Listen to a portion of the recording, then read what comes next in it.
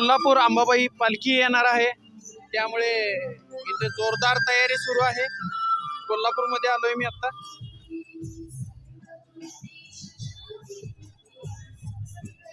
एकदम अशी जोरदार तयारी चालू आहे।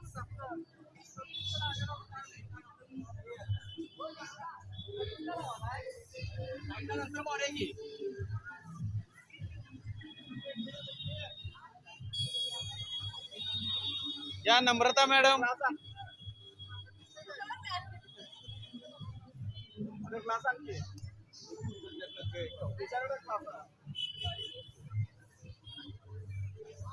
रांगोळी जबरदस्त, फार सुंदर सुरेख अशी रांगोळी काढलेली आहे इथं।